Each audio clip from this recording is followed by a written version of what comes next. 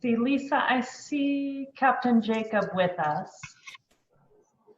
And I bet, yeah. Great. Do we start without the chief?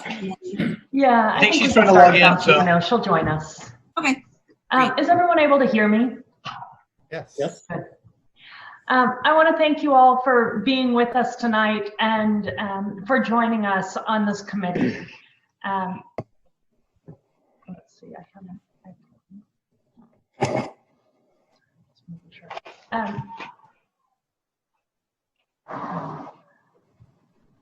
Let's see, does everyone mind muting? It sounds like I have a little bit of an echo. Great, okay. I want to thank you all for being with us tonight, and particularly for choosing to spend your time and dedicate your time to our community. We in Santa Monica are committed to joining and to honoring and to standing in solidarity with everyone who has come together to acknowledge the systemic racism in police departments and city governments and government institutions more broadly across our country. As we do that, we are committed to taking hard looks and to engaging in real and meaningful change in Santa Monica. Through the City Council, we've engaged in 3 different tracks of work. The first track is that a number of our community members, and particularly our Black leaders, have come together to put together a Black agenda for Santa Monica. And I know that Robbie Jones is with us as a member of this committee. She, Dr. Karen Gunn, and Barry Snell have taken a leadership role in engaging in a community process separate and apart from city staff, but supported by city staff, to develop a comprehensive and robust agenda for what our community truly needs to move forward. And I want to bring that up tonight because if there's anyone on the committee or anyone watching on City TV who wants to be a part of that effort can be reached at the email address of santamonicablackagenda@gmail.com. The second thing we've done is that across city staff, we are engaged in a series of dialogues and a series of actions to ensure that our values of equity and inclusion, that we are living out those values as a city workforce, both so that we can develop leadership amongst people of color within the city team, that we can ensure that we are engaged in leadership development and promotion to increase diversity in our top ranks, and also to ensure that the work we do as a city government truly reflects our values, that we are able to identify the places that we need to move forward, the places that implicit bias may have impacted the very work we do in designing parks, in keeping streets clean, in creating public spaces, and in providing services to the community. So as a city team, we are committed to getting better for each other and committed to getting better for our community. So that is work that we are engaged in internally as city staff. And then the third track of activity that we are engaged in is that the City Council affirmed the Obama Foundation's Mayor's Pledge, which called upon city governments to review police department use of force policies and to engage the community in that review of policies. So as we looked to that, and as we look to make real and meaningful change in Santa Monica, I put together this committee and asked members of the community to reach out and to apply for this committee to engage in a process of reviewing our use of force policies, but also to engage with broader proposals that are out there locally and nationally to say, how are we allocating our resources? When we talk about public safety and moving forward to well-being, how are we looking at that broadly? And what do those proposals mean for us as Santa Monica? So on this committee that we've put together, I want to really encourage everyone. We have tried to set up a process that will allow you to talk with each other and to engage with each other I know Lisa has engaged with each of you and sent you different proposals that we've identified across the country that are coming out. But I also want to encourage you to engage with the community more broadly and also with our city staff. So our city staff has long prided ourselves on being innovative in spaces and really moving forward policies that will serve as a model across the country. On equity and inclusion, we know that we have work to do, and we're committed to doing the work, and particularly to identifying what are the proposals out there that are most meaningful for us as Santa Monica. Where are the areas that we as Santa Monica need to make change? And where are the areas that we as Santa Monica may be able to model programs or policies that could be replicated in other places as well? So with all of that, I really appreciate all of you joining us in this work and really taking seriously the opportunity that this creates. As I said among city staff, as some of you know, my background is in law, and particularly in law and theology and the study of social movements and all sorts of things. And I think we all know there are moments in history where voices arise and tell us we need change. And in those moments, there are moments when we step forward slightly. There are moments when we hear those cries for change and we don't make change, and that can actually move us backwards. And then there are moments when we genuinely engage and we jump forward. And for Santa Monica, we have identified across the city council, as a city staff, and I think as a community, that this is a moment when we can truly jump forward and find policies and changes that will genuinely change the way we do work. And the model that we can provide for others.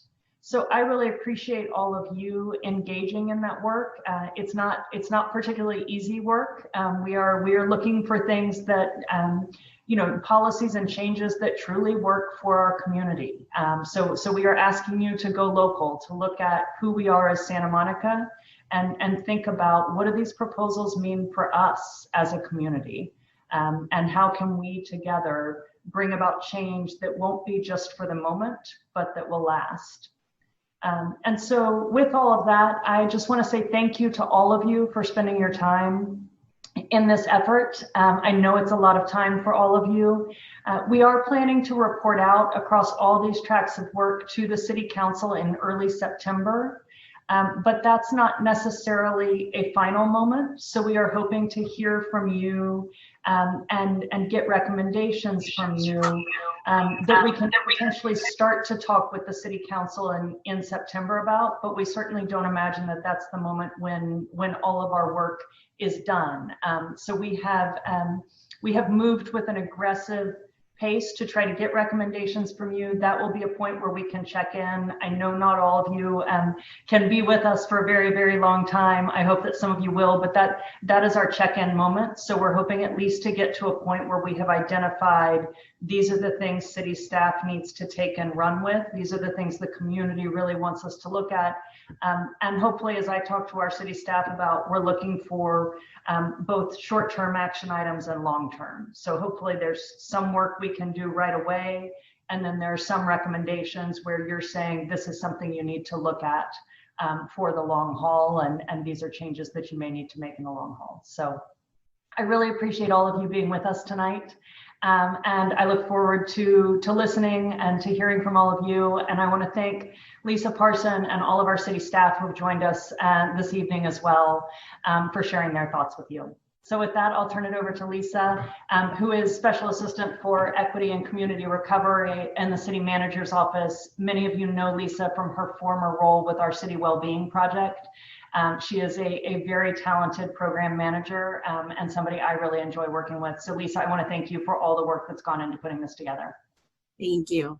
Thanks, everybody. Hi, everybody. I'm excited to see faces. I've been it's just, you guys have just been emails and little bios, but now you're people. Really excited to be at this moment, to be kicking this off, to be able to be part of making change for the city in this way. I'm just really excited and so honored to have all of you on this committee. I wanted to share a little bit about my background, because this isn't actually my first public safety reform project. Back when I worked in New York City for an elected official there, we did some transformative work around of a crisis of youth violence in the Lower East Side of New York. Kids were attacking other kids, kids were ending up in the hospital. A lot of kids were ending up in jail as well. And so I kind of convened a different sort of process. It started out as a youth violence town hall where we had all the kids from the community that we could get come, but then we also had judges, elected officials, police officers, mental health workers, all of those people come too. And all of those people sort of thought they were coming to tell the kids what was up. And when they got there, we reversed it. And we had the kids tell them, like, what's going on, right? And so I love those type of processes where we hear from different people about what needs to happen. And that's why I really love this group of people and the vast different backgrounds that you all have, because that's going to get us to something really different than if we tried to do this work on our own. And so I just wanted to say, again, really excited to have each and every one of you as part of this. It's going to be fast, but we're going to work hard and we're going to do really great stuff. And so I will just go around and have everybody briefly introduce themselves since I control the mute button. And I'll start with Angela. Oh, where are you? Oh, there we go. Yeah, and there we go. Good evening, everyone. Angela Scott, Pico area resident. I am on the Committee for Racial Justice Steering Committee with Michelle and with Robbie, of course. Robbie's one of my mentors. I'm also on the Intercultural Equity and Excellence District Advisory Council for the Santa Monica Malibu School District. I'm on Parent Connection Group here in Pico neighborhood with the parents. I'm actually a mother of 3. I had mentioned that already. U.S. Navy veteran as well. Been a lot of places, done a lot of things. I'll keep it short so we can keep going. But good evening. I'm honored to be here and just excited about doing the work. I'm an activist and I believe in doing the work.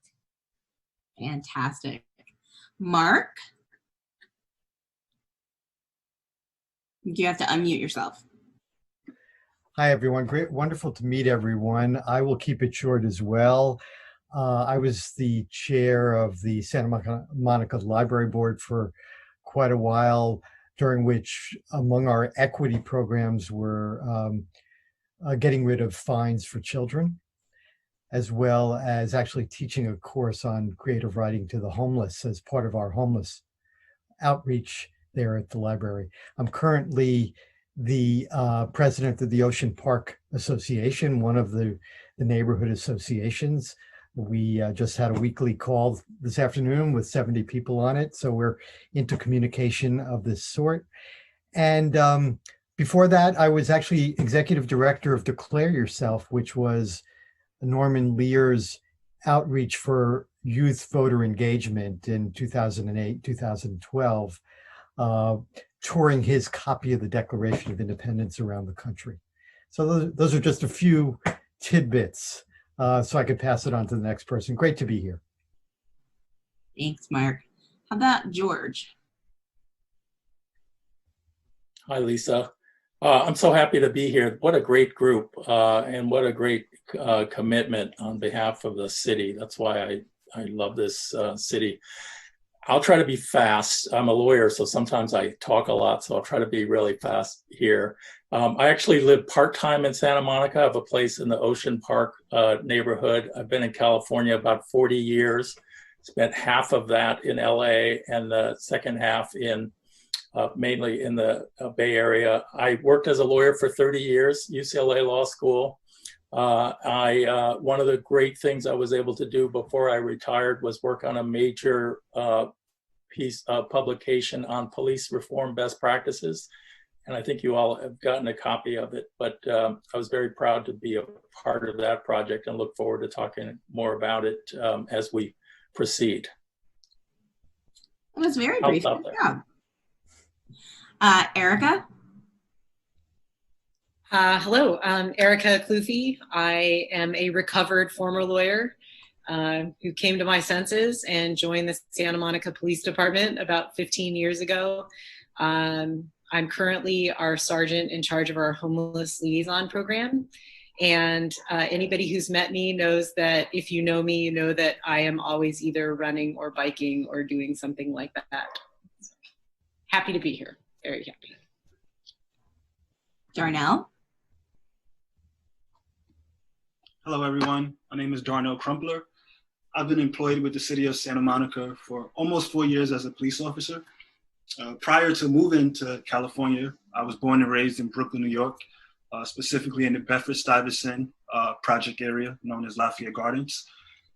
Prior to being a police officer in New York, I did a lot of community advocate work, mainly with the youth in our neighborhoods. So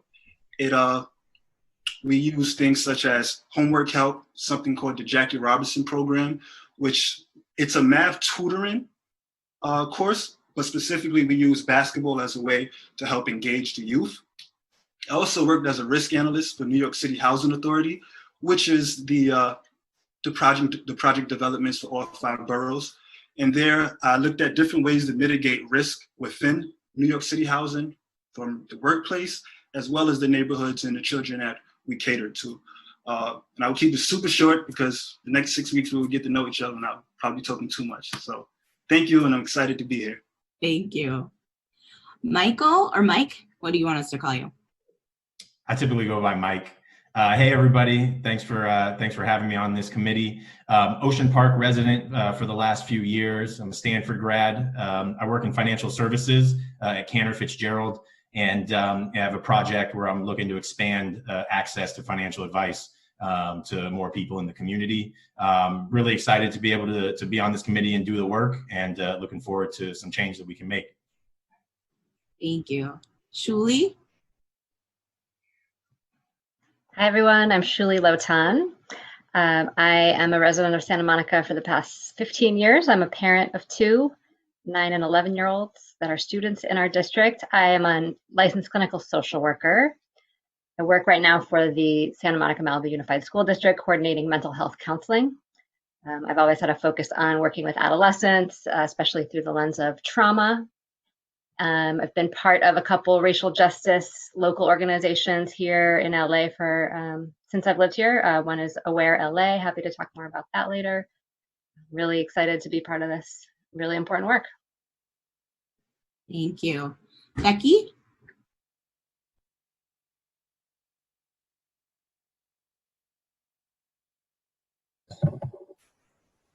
Hi there. Becky Lancia. I've lived in Santa Monica for 42 years and I've done way too many things. I work with youth. I work with women and children in domestic violence. I work with rescues from human trafficking. I sit as vice president of Fame Redevelopment, which is a 49-unit housing for low-income seniors. I am the vice president of the Santa Monica Venice branch of the NAACP. As I said, I do way too many things. I won't keep going. Well, thank you for doing all those things, Becky. We need that. Wally? Hi, good evening. I'm Wally. It is good to be here. I'm pleased. Let's see, quickly, I'm a parent of a 23-year-old. An interesting fact, I'm a 5th-generation Californian. My father and I share the same name. He gets I get a lot of credit for his work, but I definitely follow in his footsteps. Pertinent to being here, we're 75-year-old and counting property owners on the promenade down here, and quite engaged. I was the president of the Bayside District for a while. We're also just engaged in social justice movements, from Liberty Hill to Community Coalition.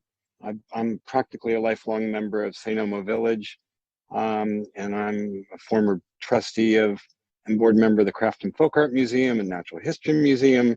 I get around. I'm not trying to keep up with Becky or anyone else, but I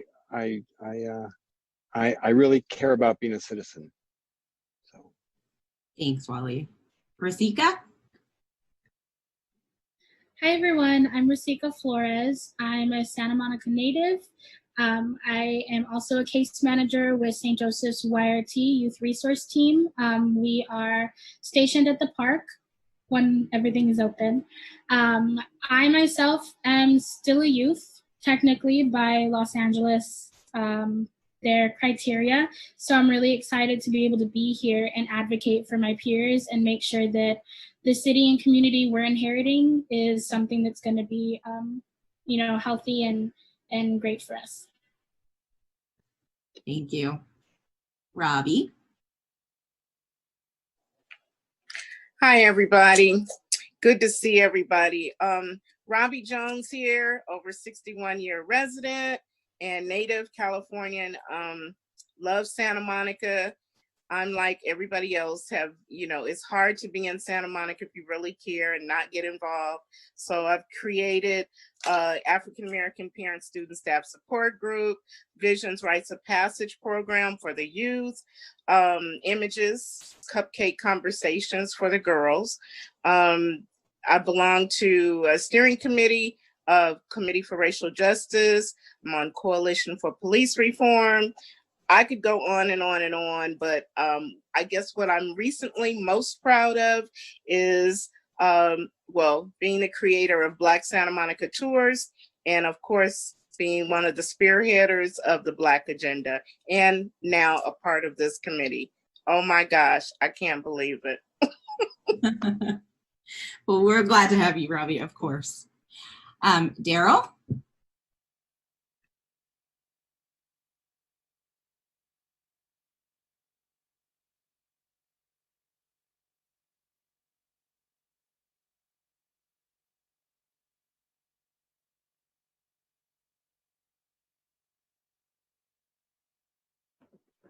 Can you hear me now?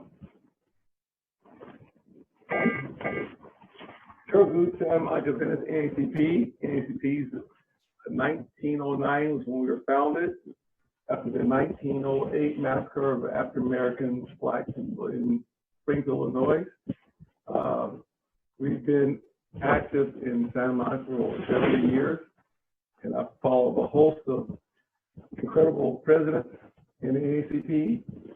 I think we've done our share with Santa Monica Unified School District. We started the liaison program, retired Santa Monica College, did first generation students and PICO partnership, students through all the good places, MIT, UCLA, and all that good stuff.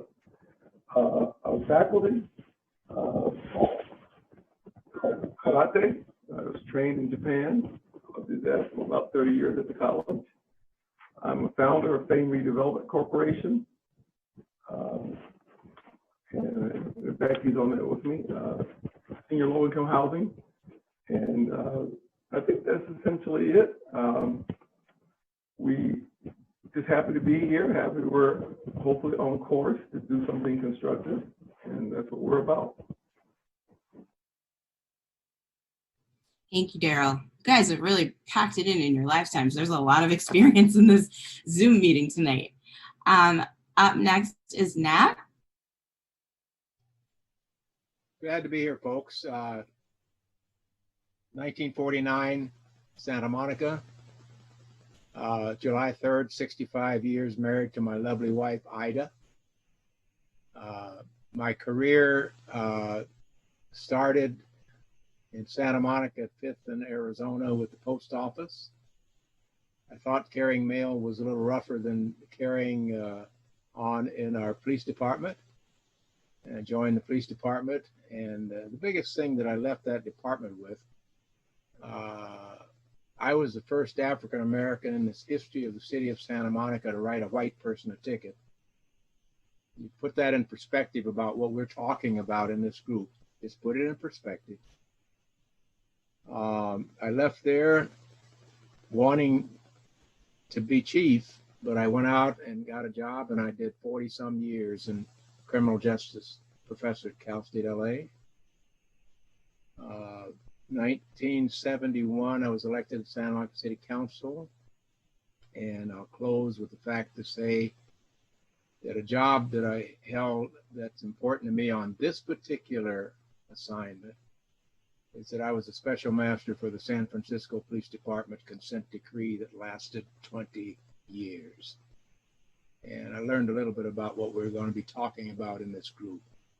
And I got City Hall behind me because I had an office there in 1975. I was mayor of this city. I'm glad to be in this community, and I'm glad to do anything I can do to help this community be a better community.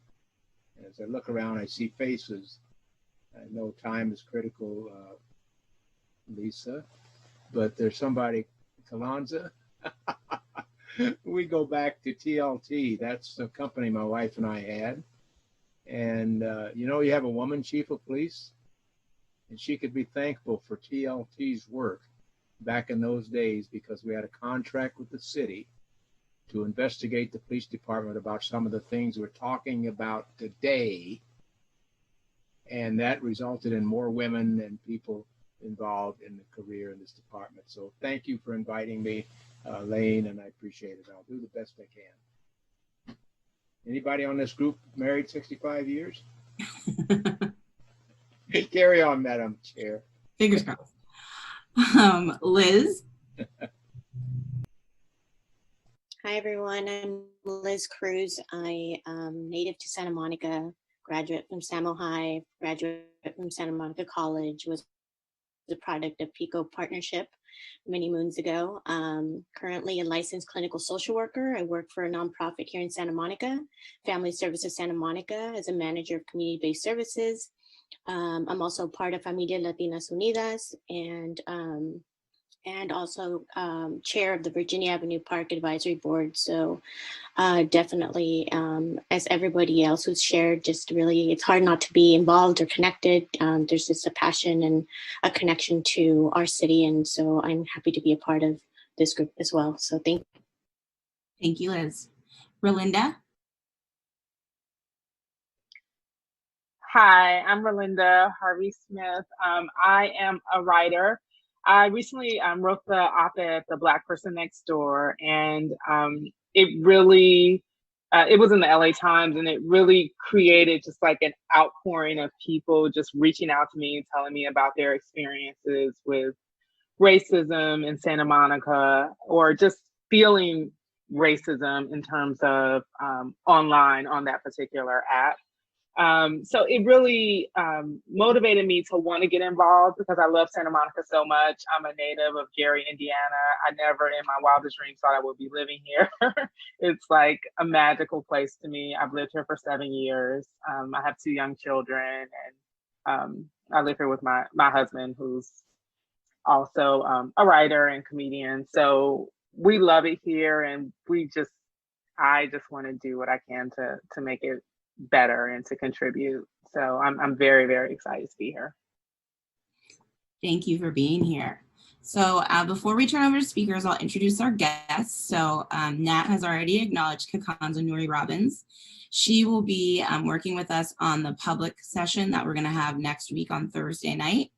So she's here just to get the lay of the land, just to see what we're all talking about and make sure she picks up any threads that she needs to pull forward next week. So have Michelle Wittig, who's going to be presenting next week. And so she's here again just to be here. Both of them very engaged in the community and in these issues. So we're lucky to have them in the mix as well. And then we have Andy Akel, who I don't know if you're going to speak or if just Satara is going to speak, but they are both from the Community Services Department. And then we have, of course, our chief and Captain Jacob, who are going to speak on behalf of the police department. So I'm going to turn it over to Satara to give everybody kind of a lay of the land of what our community services department does. I think as we start in this work, we should all start from a shared foundation, and that's why, I sent the early documents. And I think hearing from the people who are doing what they're doing in the city right now is a key point to start this conversation and to start any discussion of reform. You can't reform if you don't know what it is. And so I thought it would be great to hear from Satara to speak up about the Community Services Division and all the great work that they do. So over to Satara. Hi, thank you, Lisa. I thought if I heard correctly, you maybe also want an overview of the department. If perhaps Andy would like to start by providing that overview as the department head, and then I'm happy to talk about Housing and Human Services as a division within that department. Is that preferable? That sounds great. Hi, sorry, everyone. Andy, if I put you on the spot. That's perfect. I'm Andy Agel, and I'm the city's director of community services for about 2.5 weeks now. The department includes community recreation, cultural affairs, and housing and human services. And tonight we wanted to, based on Lisa's request, focus on the housing and human service programs that we provide. And I'm here to support Sitara. So Sitara, I'm going to throw it back to you. Thanks, Andy. And if it's okay with everyone, I have connection issues.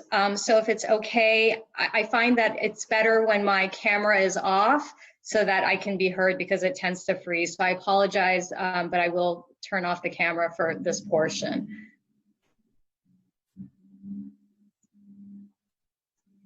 Thanks, everyone. And thank you, Lisa and Lane, for welcoming me to this committee meeting and everyone. As Lisa had mentioned, and as I said, my name is Sitara Yavari. I am the division manager for the newly formed Housing and Human Services division within Community Services Department. Tonight, you know, I have to say it's a rather large division in the context of the work that happens. And while it is vast, tonight I really want to take some time to highlight 3 key areas for you as you're kind of delving into the work that you're doing. Those 3 areas will be the Human Services Grants Program, our direct services, or as it's known often as our neighborhood parks initiatives, and then the work that we do out of our housing unit. I'll end my presentation with a brief overview of what we've done to respond to the growing needs in the community brought on since COVID-19, the COVID-19 pandemic hit. And we will also I'll talk more about some of the existing collaborative models that we're involved in by way of early intervention and justice diversion. So first, I'll start off by talking about the Human Services Grants Program. Some of you may be familiar with this. This is the funding that we give to our local nonprofit partners in the community. It's roughly about $7.5 million annual investment into our local nonprofits to provide programs and services to improve the quality of life of our Santa Monica residents, especially those that are the most vulnerable in our community. Our grants fund critical services that support the health and wellness of low-income Santa Monicans, such as healthcare, childcare subsidies, employment services, legal services, mental health, substance abuse treatment, senior services, services for people experiencing homelessness, interim shelter, and care management. These programs help mitigate the impacts of systemic racism and discrimination that create housing, health, and economic disparity for people of color and people with disabilities. Our second initiative or set of programs is the work that we do through our direct services for youth and families. These programs include an array of after-school and out-of-school time programming and activities. Through these programs, youth receive support on the development of their social and emotional skills and are provided academic assistance while parents are able to work or attend to other responsibilities. Our 3 programs include Virginia Avenue Park, the Police Activities League, and CREST. Collectively, they serve over 4,500 youth during the average school year. For programming that involves fees, and that tends to be primarily our CREST programs, we do provide financial assistance to ensure low-income households, especially those most impacted by the achievement gap, have access to quality out-of-school time care. In addition, pardon me.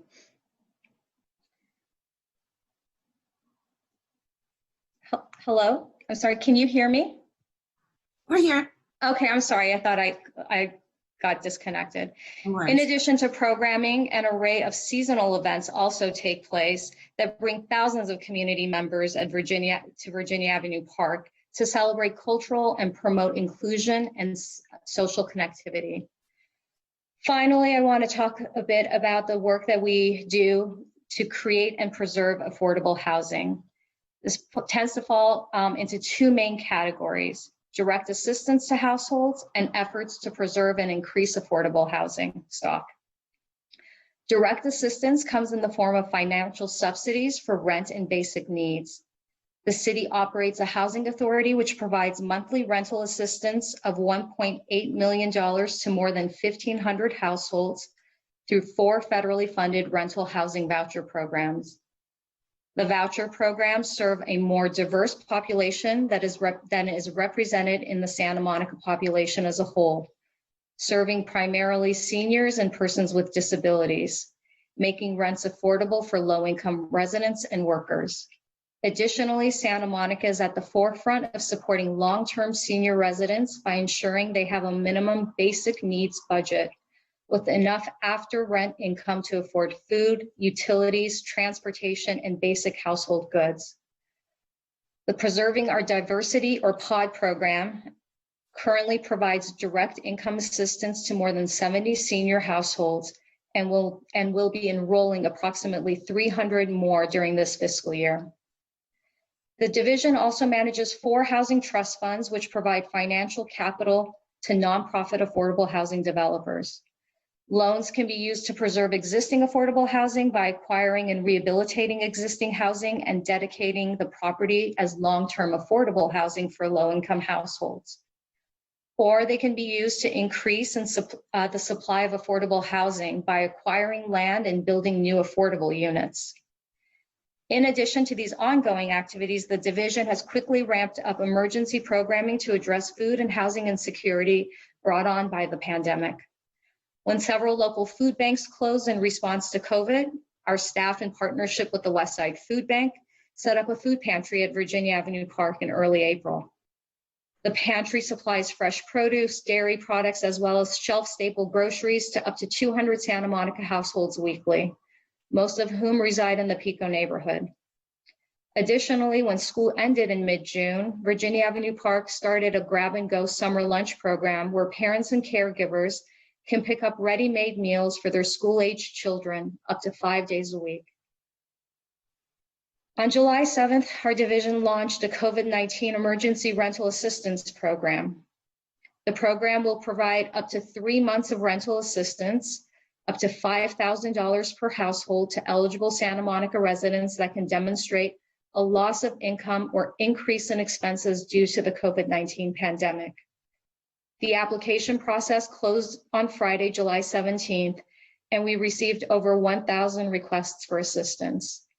A key component of this program was making sure we can serve as many vulnerable Santa Monica residents as possible, regardless of immigration status. We have long been committed to serving undocumented and mixed status households, and we're proud to extend this rental assistance program to those members of our community. Much of the value of this division's work is in the extensive collaboration with regional and local stakeholders and nonprofit agencies, and all in an effort to provide the most impactful services to our most diverse and vulnerable residents. This includes a long history of working with our partners in the courts, Santa Monica Police Department, and the City Attorney's Office to create alternative models of justice that balance the needs for public safety with access to treatment and housing instead of punitive sentencing and jail, as well as early intervention programs to reduce police contacts with vulnerable populations, including our youth. Our cross-departmental partnership for homelessness, for instance, starts with the recognition that we not only work closely with our local nonprofit partners, but also with our colleagues in the police department and the city attorney's office. In 2007, the division led the work of the city to create the Santa Monica Homeless Community Court, which allows people experiencing homelessness who participate in treatment and housing services as a way to address citations, to have their citations dismissed and or have their bench warrants recalled. The city continues to pilot diversionary programs, including a jail diversion program for people arrested for nonviolent drug offenses, and the development of a new pre-filing diversion program that will be launched in the fall. The city has also invested in multidisciplinary street teams that deliver medical and behavioral health care directly to people living on the streets.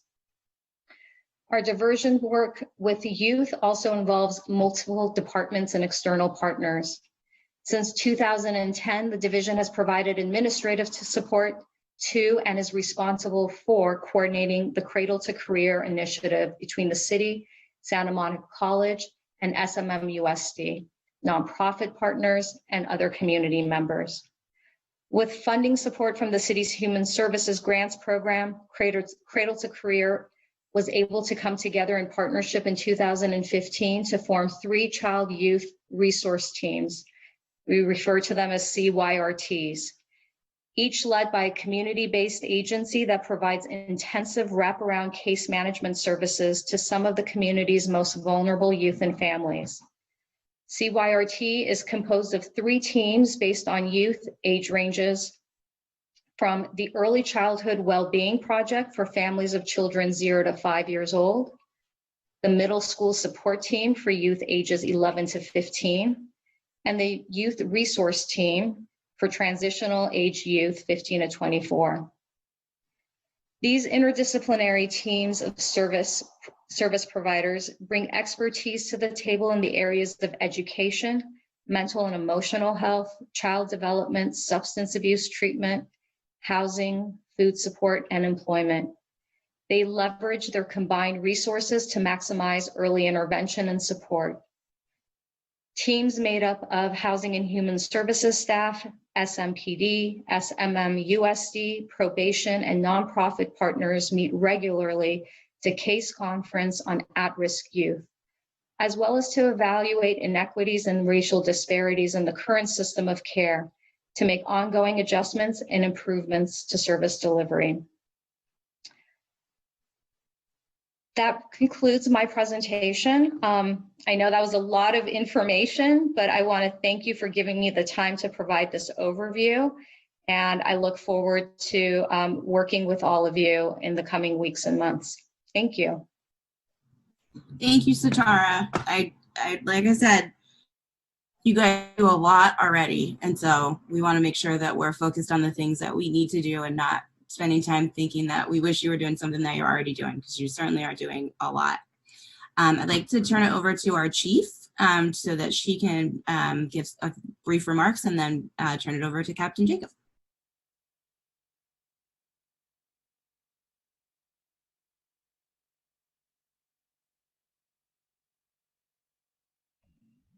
All right, how about now? Can you hear me? Thanks, Lisa. Good evening, everyone. It's very nice to be with you this evening. My name is Cynthia Renaud, and I'm your Chief of Police. First, I want to thank you for volunteering your time, your talents, your energy, your commitment to this very important topic that touches every part of our community.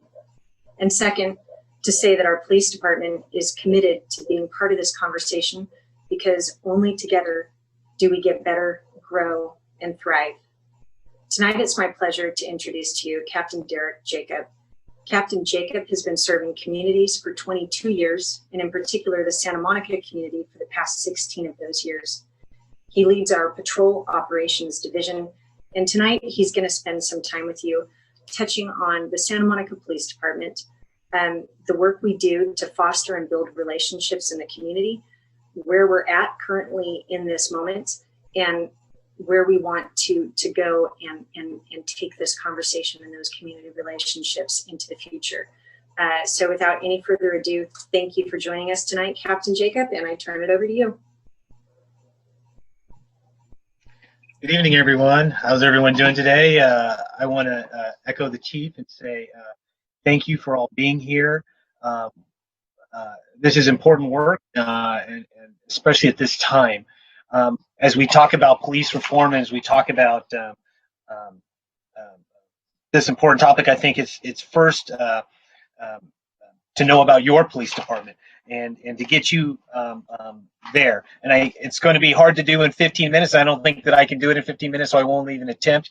But one of the things that Lisa and I are committed to is making sure that you, during your series of meetings and during your work, get some information about the police department and who we do and who we are. Currently, our police department has about 470 employees. About 51% of those are civilian staff, so only about 221 are police officers at this particular point in time. We have a chief of police. I'm the acting deputy chief captain and deputy chief of patrol operations right now, so doing a lot of work. Our patrol operations consist of 3 different watches, as you've probably seen them out and about. We have a day watch unit, we have a mid watch, and we have a morning watch. And then we also have a supplemental unit that's in the downtown area that specifically works that area from in the business corridor, dealing with the tourism issues, the homeless issues. We also have a criminal investigation, which are detectives. That's a whole nother branch, and that includes our records division, our forensics, and also our property. We also have a special operations division, which includes all of our civilian employees. A lot of our civilian employees are PSOs, our SWAT team, and outside units, a field support unit. And then we also have another unit. So we have field support division, and then we have a special operations division. Probably the most important kind of division that we have in our police department is training. Police officers are required under the California Post, as I'm sure Nat will tell you later on, and Erika and Darnell. We're required to attend training, and we are required to show up to 24 hours a year of post training. And we spend our time in training in things like principled policing, implicit bias, principled policing, and tactical communication and how we talk to people. We also have classes in mental health and how to deal with folks in crisis. And just recently, before the COVID crisis hit, we just had we have about 75% of our department trained in now the new AB 392, which is the new use of force policy for our state. That's replaced 835 of the Penal Code, which is our powers of arrest and our right to use deadly force. And so hopefully we'll get a chance to talk about that from the infancy side on what it used to look like and to what it looks like now. And there's a vast difference on what that is. And our department has embraced that and have embraced that over the years. One of my passionate goals that I did in this police department was become a defensive tactics instructor. So I taught officers how to defend themselves and how to arrest folks. In that, we get into force of the folks that we arrest probably only 4% of the time. And that's a very low number. And that's not including all of our contacts. That's only the arrests we make. So we have a very smart police department about how we apply force and what we use to apply force. And I look forward to discussing that with you in the future. One of the things that our department is invested in is the Juvenile Diversion program. We took that and embraced that with our youth, making sure that they aren't recycled into the criminal justice system because something happens at a young age, and then now they're branded and then brought into the system. It's been widely successful. We continue to move at that, and the chief has really put a focus on that and is pledged to ensure that continues. We also sponsor the Parent Project along with PAL in our city. I think when we talk about police reform, and as we're all about, there's a wide range of police departments that are out there, and you will see them and you will talk about them. You will talk about the 8 Can't Wait. You will talk about the Attorney General Becerra's plan. You'll talk about 10 Can't Wait. You'll talk about all these types of reforms. You'll talk about 21st century policing, and the Santa Monica Police Department has embraced those and have embraced a lot of those ideas a long time before a lot of other folks have done that. We are a diverse police department. We seek diversity. We are an educated police department. We seek education, and we seek change. And I think we all think that we can do better. One of our goals is to be the benchmarks of excellence, and we are leaders in LA County in what we do. And I think we look forward to being partners in that and working with our community to make that happen. And thank you very much. Thank you, Captain Jacob, and thank you again, Sitara. So that's our foundation for this work. We've heard a lot of what the city is doing and the goals that they seek to achieve, and some of the principles that we're hoping to uphold. And I think as we go on into next week, when we start to hear from the community, we're going to hear even more, right? And probably more things about what people would like the city to do differently.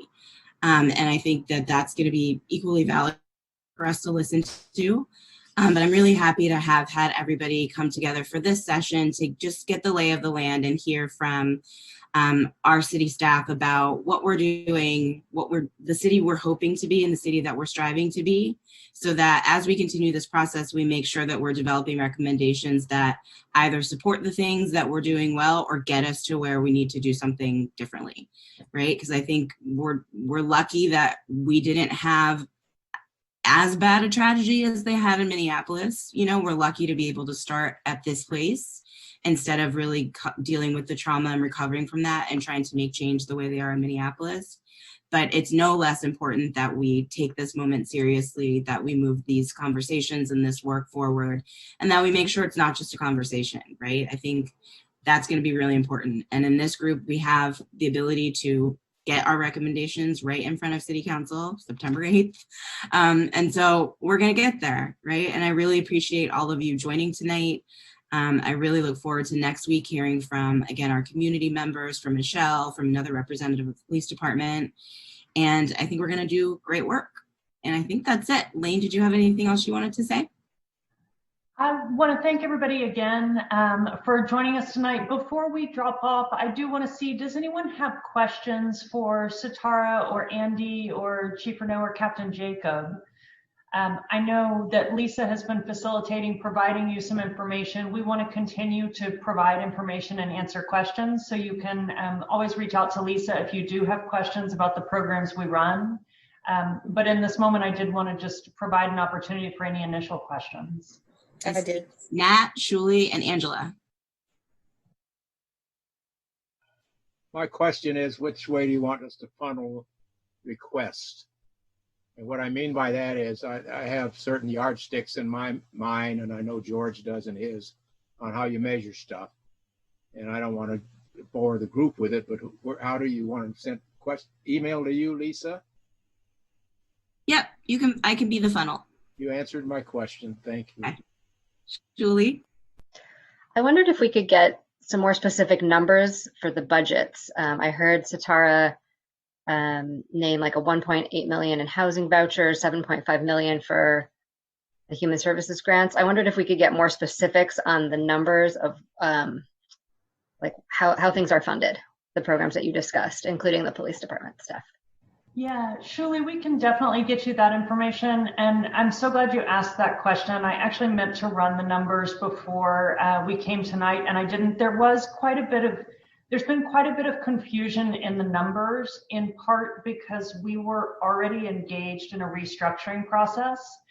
So one of the things, there was a lot of talk about Garcetti's $150 million cut to the police department. How that compares to where we are is a little complicated because all of our city departments took cuts as part of a restructuring. We balanced the budget and it was a $224 million deficit that we took across the board. So we can get you those numbers. And I need to talk to finance because our final budget is not yet online. So that was a long way of me saying to you that we have had so many numbers moving as we balance the budget that I do think there's been community confusion. So I'm really glad you made that request because I do want to provide those numbers to the community so we know for real what the starting point is for all these different departments. So we'll definitely get you that. Great.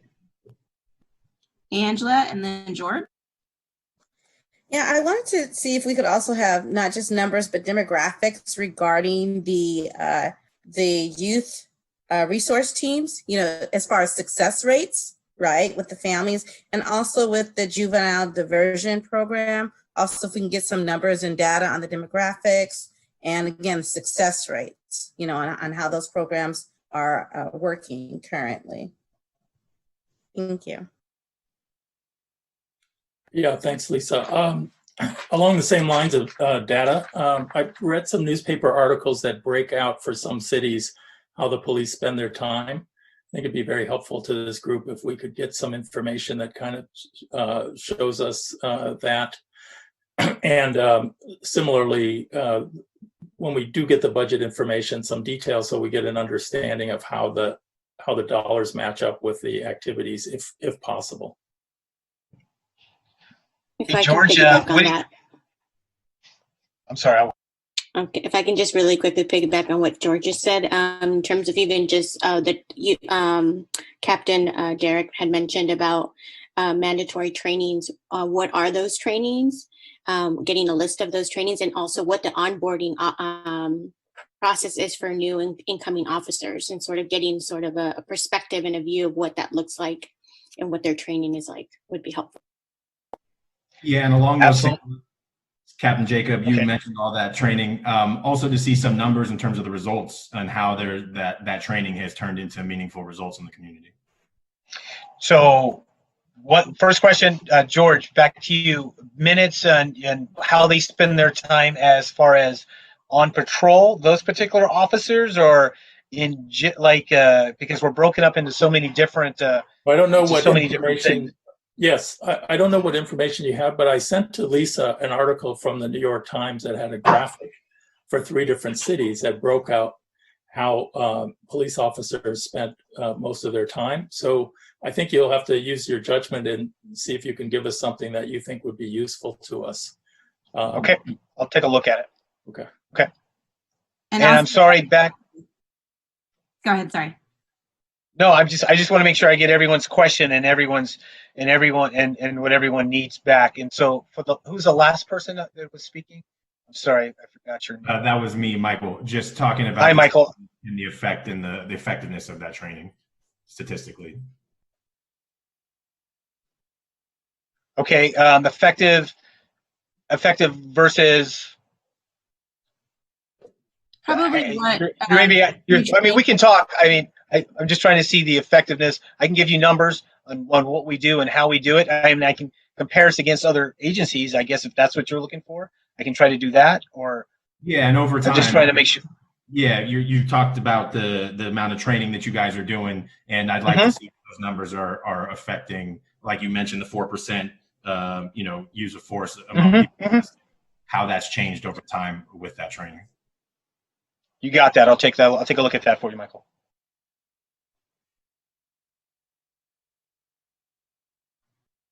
And Wally, and then Angela.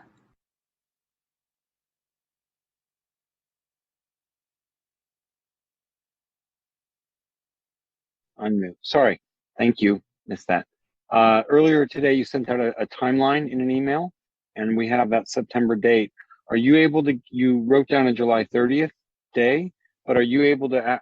Have you scheduled dates in through July and August and into September for us? I'll get you those. And yeah, I just don't want to miss the meetings, and I know it's going to be compressed. So any of those things that I can block out, that would be helpful at this time. Absolutely. I'll send it as soon as I get a sense of the urgency. No problem. Great. I'm good. Angela, and then Rosika, and then George, and then Mark. Okay, thank you. I wanted to circle back regarding the watches that Derrick mentioned, the day watch, morning watch, and the supplemental watches. I'm wondering if we can get some type of heat map on those areas, and specifically looking at where we find the most arrests, and then like where they, as opposed to where they, conduct their watches at, So if we can get some type of heat map on that as well. Sure, we can give you heat maps on crime and where we make arrests, and yeah, absolutely, we can take care of that. Rosika, and then Rolinda. Hi, I was just wondering, I know you mentioned that next week we're going to be hearing from the community. I was wondering who exactly from the community and like how is that going to work? Is it going to be like an open forum that we can let other people know to like join, or how does it work? Absolutely. So we're going to have presentations again to kick it off from Michelle, our guest that was here earlier, and someone from the police department. And then we are going to open the lines, and we will have people join this meeting and share what they need to share. I think it's really important that we hear from the public and they don't have to prepare or sign, you know, we want to hear what they have to say, right? And so this is a chance for people to really, and I hope that you really reach out to, especially the community that you're part of, and let them know we really do want to hear from them. And so, yeah, I think that information will go out tomorrow of how people can join and be a part of that conversation. Great, thank you. Mm-hmm. And Rolinda? I'm wondering, since there's going to be so much information flowing, is there an easy to use centralized place where we can access everything, or is it going to just be coming through the email chain? I like to centralize it too, so I'll set up something so that I'll still send the emails for the people that's easy for, but I'll also send up sort of a storage space so you can go back and look through, and there'll probably be extra things in there because I'm getting a lot of really great resources from people, and I think it makes sense to centralize it. That's no problem. Anyone else? Ah, there you are, Yeah. Mark. Sorry. Yeah, hi. And then George. Two quick points, and this is kind of corresponds to getting the latest budget figures. That's getting the latest policies on use of force.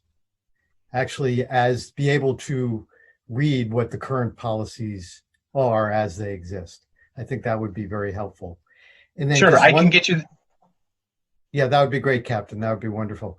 And then one small point, in various interactions I've seen, we can expect the community to conflate two different tasks that have been ordered by the city council. One is the purview of this group, and the other is the independent investigation of the events of May 31st.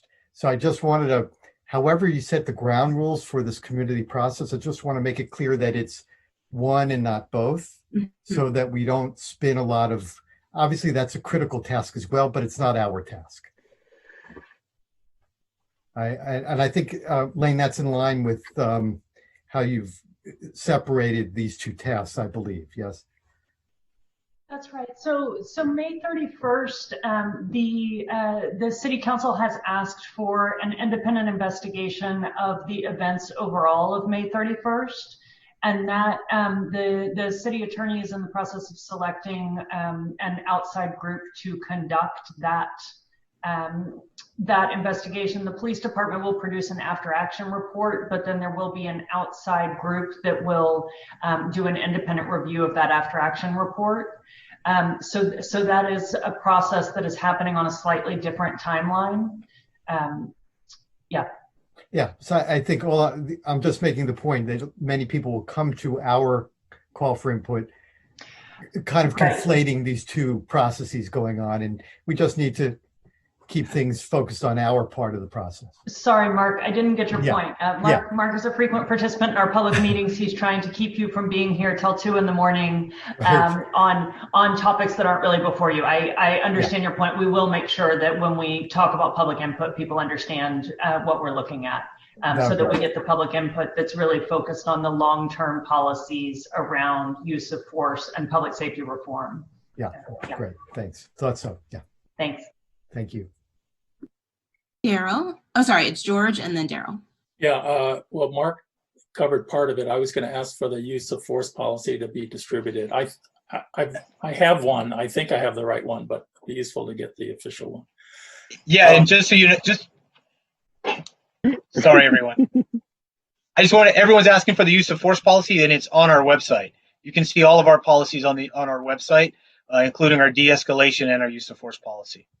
Okay, and then the other thing I would ask you for, Captain Jacob, is you mentioned that Santa Monica Police Department's a leader in LA County in policing, and if there were any publications that kind of discussed that or showed you know, how that's so, I think it'd be useful for this group to have.